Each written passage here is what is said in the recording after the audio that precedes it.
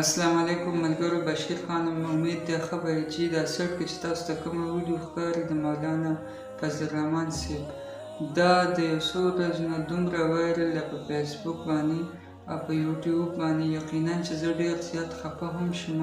که ستاسو خیال کې راځي یو څو ورځې مخکې د یو کس د خولې نه په غلطۍ سره دا الفاظ وتي چې مولانا مریم نواز صاحب، نو هغه د مسلمانانو ورونو دومره وایرل کړه، هغه خبره دومره اوای ورکړه چې سم حد یې پرې وکړو. اول تاسو دا نظم واورئ چې د هغې په باره کې بیا نظم هم جوړ کړی شو. واورئ تاسو چې بیا پرې خبرې د جمعیت دا کافرو،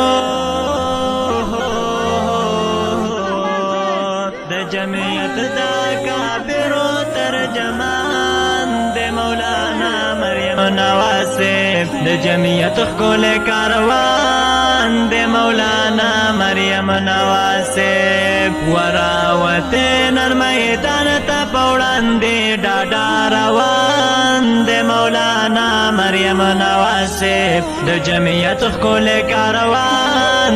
دغه تاسو واورئ زما ورونو، د سیاست اختلافات دی باید چې د سیاست په حدودو کې دننه اختلافات وشي.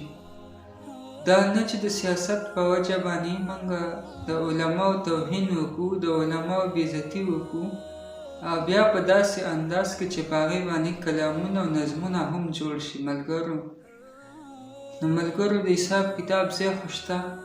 او بله خبره دا ده چې بیا پکې ته دومره حدونه کراس کړي چې د رسول الله صلی الله علیه وسلم خاتم النبیین د هغوی سنت مبارک دی ګیره، او دا چې کوم د بیده یو مولانا ګیره راواخلي او هغه د زنانه سره ولګوي، او یا د یو عالم پټکی راواخلي هغه د مریم نواز په سر باندې کېږدي، نو د دې نه بله غټه ګناه شته؟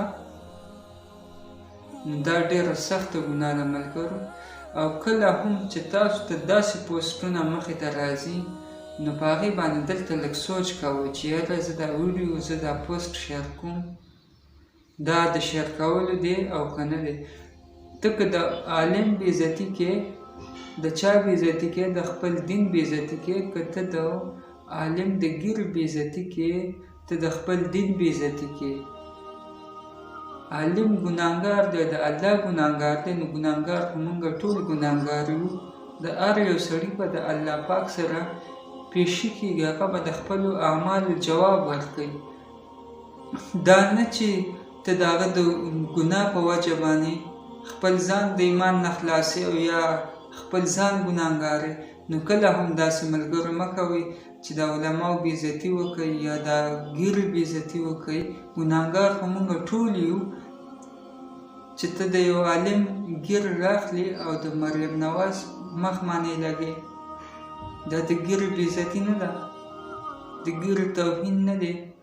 نو ملګرو د ویډیو مقصد زما دا دی چې زما دا ویډیو تاسو دومره شیر کړئ، چا چې دا کلام جوړ کړی یا دا نظم جوړ کړی، نو هغه ته وایم چې د الله لپاره لږ د الله نه ویرېږه. دا تاسو څه کړي؟ دا نظم د ډیلیټ کا. او نور ملګرو تاسو ته وایم چې کله هم تاسو ته دغسې ویډیوز یا دغسې تصویران راځي چې د علماو سره د سپي شکل جوړ کړي او دغسې نور توهین یې کړی، نو داسې پوسټونه داسې ویډیوګانې مه شیر کوئ. او زما هغه ورور ته سپیشلي دا درخواست دی که دا نظم هر څه جوړ کړی